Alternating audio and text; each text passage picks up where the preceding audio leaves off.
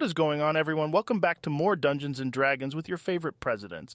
Before we begin, I'd like to take a moment to say a couple of things. First off, this is part 4 of an ongoing series.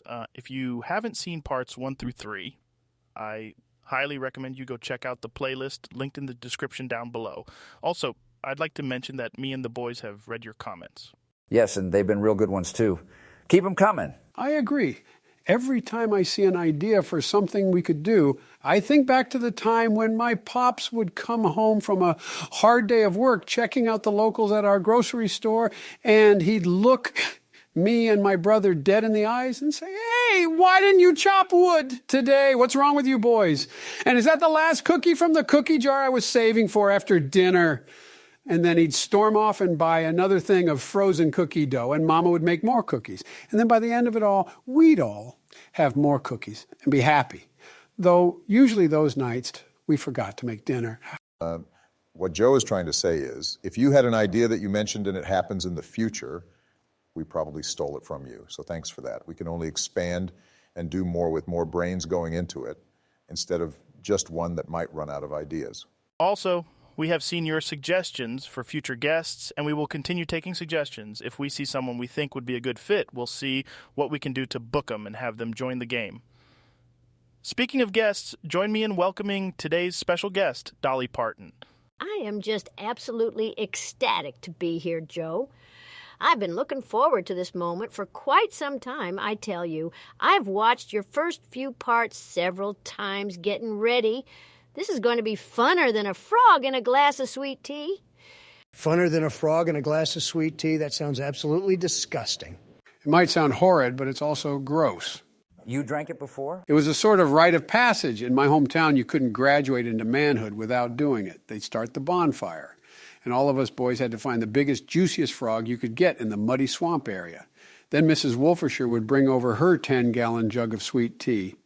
It was so sweet it poured out like molasses. And we would each put our frogs in a red Solo cup, fill the sucker up with the tea, cover the top so the frog couldn't get out for 15 seconds, and then chugged. Then we released the frogs.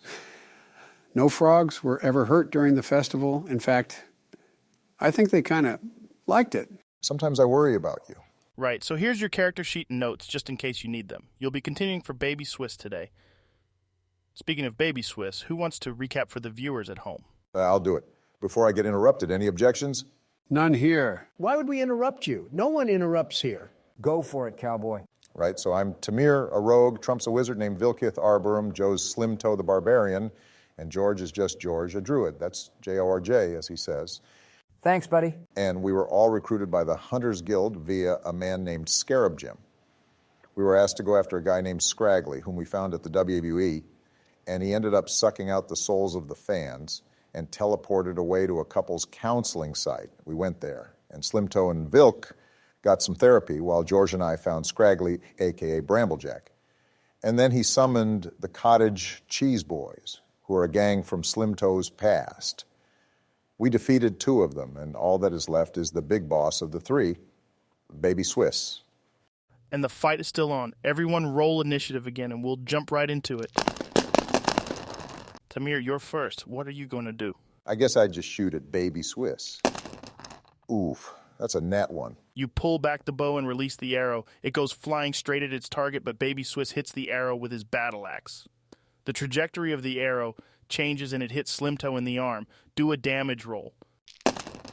That's 10 damage. Okay, so Slim, you take half of that, 5 damage. I've been hit! Hold on, let's not panic. We knew this was going to be a tough fight. Speak for yourself. I'm feeling pretty good. I'm with George on this one. We need to come up with a strategy. We can't just charge in blindly. Says the guy who just took it upon himself to just shoot. You're the one who hurt Slim. I stand back smirking. You should have stayed in your lane, boys. Yeah, and what lane is that? Listen, boys, I have an idea. Maybe I can reason with him. I think he might be beyond reasoning with. Just let me talk to him. Trust me. That sounds good as anything else. We will hang back and cover you if things go south. Slim Toe, it is your turn. I step forward, holding up my hands in a gesture of peace. Baby Swiss, come on, man. It doesn't have to be this way. Remember how things used to be? Oh, yeah, I remember. We used to be happier than a possum playing possum in a poke sack. But that was lifetimes ago. We can't go back. We don't have to fight. We can be the possums again. Just trust me. Let's talk this out. Talk? What's there to talk about, Pepperjack? The fact that you ruined our family? I didn't ruin it. It was you. You're the one who changed, not me. Remember when we used to play together? We were the Cottage Cheese Boys. No, you left us. You left us for your truck. We can be friends again, Baby Swiss. You don't have to do this. I lower my battle axe. Maybe you're right, Mac. Are you going to do anything else? No, that's my turn. I'm done. Good, because I'm next. Nice job distracting him, Slim. While he's distracted, I cast Magic Missile. That's 18 damage. You shoot off 5 missiles. All of them fly and hit Baby Swiss from different angles. They each land pretty solidly. They clearly do hurt, but Baby Swiss is able to shrug it off, kind of. Now he's mad. Darn you, Pepperjack. I almost believed you, too. Enough of these tricks. I'm not trying to trick you, Baby Swiss. I just want to end this peacefully. Vilk, stand back. No one else attack. You know what? I grow tired of this. How about this? If you can beat me in a one-on-one battle, I'll call off the fight, and we can go our separate ways. That seems fair enough. I accept. Are you sure about this? Do you think you can handle him? It has to be me. We'll cheer you on, Slim. You got this. All right, let's do this, but let's make it interesting. We fight with no weapons, just hand-to-hand combat. I throw my battle axe to the ground. Are you sure this is how you want to do it? I am a jiu-jitsu master, remember? Do you think I haven't gotten any stronger these past 50 years? And the fight begins. Slim Toe and Baby Swiss circle each other. We'll halt the current battle turns, and it's just these two fighting. Baby Swiss gets the first turn. You better not lose, Slim Toe. I will do this. That's more like it, Pepperjack. I just take a big swing right at his jaw. That's a 22, and I do 7 damage. You take a massive swing and hit him square in the jaw, and he stumbles backwards a little bit but doesn't quite fall down. He regains his composure. This is intense. It's anyone's game at this point. You're not looking too good, Slim. I can do this. I punch him back. That's 19, and I do 9 damage, and I use my bonus action on patient defense. You return the punch from earlier, hitting back harder. This time, Baby Swiss is the one stumbling back. He wipes some blood off his face as he walks back toward you. You're just as good as I remember, Pepperjack, but I'm better. The difference between us will soon be as apparent as a cow on a trampoline. Your face will look like a cow on a trampoline when I get through with you. Yeah, you tell him, Slim. I'd do the only thing I can really do right now and go for another punch. All right, roll 2 dice since you're at disadvantage. The lower roll is 12. You go for another punch to his face, but almost as if time slowed down for him, he just easily sidesteps it. What are you doing now, Slim? As I sidestep, I try to grapple him and try to make him tap out. Nat 20, sucker. Okay, as you seemingly effortlessly sidestep out of the way, the momentum from Baby Swiss's punch makes him fall to the ground. As he is trying to get back up, you drop down and start trying to grapple him. After some back and forth, you wrap around one of Baby Swiss's legs with both of your own legs from the back. Then you shift toward the opposite side of the leg you're controlling, trapping his arm on that side. You manage to get his arm behind your back as you turn more toward him, sort of twisting around him, getting your arms around his neck and head. You start pulling his neck back. Oh my gosh, is that what I think it is? It's such a rare sight to see. Vilk, I think you're right. I think he's just pulled off a twister. That's a devastating move, I tell you what. No one can survive that one. Of course I did. I'm a jiu-jitsu master. Who do you think taught this thing to Eddie Bravo? It's child's play. Only back in the 1500s when I created it, we called it the guillotine. Many a man learned to regret messing with me. And you'd think Baby Swiss would have remembered that. Baby Swiss, he's got you good. I don't know how you'll be getting out of this one. I guess that means I have to tap out. The winner is Slim Toe the Grand. We've done it. Take that. You did good, Slim. Don't celebrate just yet, boys. We still got Bramble Jack to take care of. Slim, a deal's a deal. You won, so I'll leave you and your new crew alone. But before I go, I owe you an apology. You see... Scraggly interrupts. Oh, no. We aren't letting it go that easily. Pa-pa-ra-pa! He shouts out these magic words as he waves his sword in the air. A mysterious glow envelops Baby Swiss as all the negativity in him bursts forward.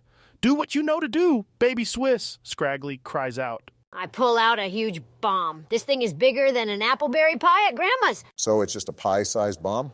Is it pie-shaped too? I love a good Boomsbury pie. It really hits the spot, though it often gives you explosive diarrhea. Oh, honey, Grandma's pies were massive. They were probably about 44 feet long, 24 feet wide, and 11 and a half inches deep, weighing nearly 35,000 pounds. That's a big pie. That's right, Sugar. I lift up the bomb and chuck at them with all my might. How are you going to throw something that heavy? All of you roll a saving throw. I got a 17. 15 for me. 13 here. And I also got 15. Because the attack is being strengthened by Scraggly's magic, you actually needed to get a 19 or higher, so all of you take a full hit from the blast. Roll damage. That all adds up to 42. The explosion goes off right in the middle of the group, sending you each hurling back in different directions. It does massive damage to each of you. I'm going to feel this one in the morning, this I can tell you. This isn't good. At this rate, we're going to all end up worm feed. Never underestimate the power of Grandma's cooking. We're going to keep going from the already established turn order, so, George, it's your turn. I roll up my sleeves. Slim, I apologize for what I'm about to do. I know you wanted to save him, but we're left with no other options right now. I understand. Do what you feel is right. I point my oaken staff at Baby Swiss. Your end draws nigh, foul demon! I lift up my staff as I yell out, Moonbeam! I cast Moonbeam with Baby Swiss right in the center. Baby Swiss, do a saving throw based off your constitution. Oh, poopsies, I rolled a 7. This is going to hurt as much as a gator in a gumbo pot. Do your damage roll, George. That's 53 damage right there. A silvery beam of pale light shines down in a wide circle around Baby Swiss. He is engulfed in ghostly flames that cause a searing pain. I don't need it to last that long, so I keep it short and end the spell pretty quickly. So after just a couple of seconds, the circle of light fades. It's done its damage. A burnt Baby Swiss is left standing. Ouchie, ouch. Baby Swiss falls down face first, seemingly dead. You've defeated him. Well, I'll be. I didn't know you had something so powerful in you, George. We took care of that problem. I'm sorry, Swiss. Maybe you're in heaven now, playing with mint bark again. I sure hope so. We can't worry too much about him right now. Unfortunately, we still have Scraggly to worry about. That's right. It's time I jump into the fray, he yells out as he lowers his barrier and floats over to the group. This time it's really me you're gonna fight. How are we going to make it through this? We're all almost dead. This is not good, I tell you. Keep your wits about you and don't cave into despair. We can do this. We have to do this. I won't let the Cottage Cheese Boys' losses be in vain. We will defeat this guy and also save the WWF fans' souls, I guess, while we're at it. Before we start this final showdown, boys, I gotta come clean. I gotta tell you the whole truth. Yes, George. Why don't you tell your companions the truth? Tell them how we go way back. Tell them how we were generals together for the same army. Comrades sharing a cause. What's he talking about, George? What are you hiding? It's true. It's all true. Back then, I didn't know him as Scraggly. He simply went by General B. Jack, which I now know was short for Bramble Jack. We were both generals together in the first war I ever participated in. More importantly, we were friends. But he betrayed us. He betrayed me. And I have sworn ever since I would do whatever it takes to get my revenge. Wait, what? You actually knew who Scraggly was? Well, I didn't know at first. You see, I saw the logo on the thing, right? And I knew it looked familiar. It was the crest he bore during war. He said it was his family symbol. And before he betrayed us, we'd often send soldiers who were struggling with their marriages to that same couple's counseling. He said his family owned it, and we got premium discounts for using it. Turns out this was just cover for them to share trade secrets. Why don't you start from the beginning? Picture this. Well, it's 1993. We're out in the field with all of our foot soldiers. We're about to head deep into battle. All our boys are riled up and ready to take on the enemy. Morale is high. We know victory is within reach. And then just as we're about to charge, he leans into my ear and says, Genesis does what Nintendo don't.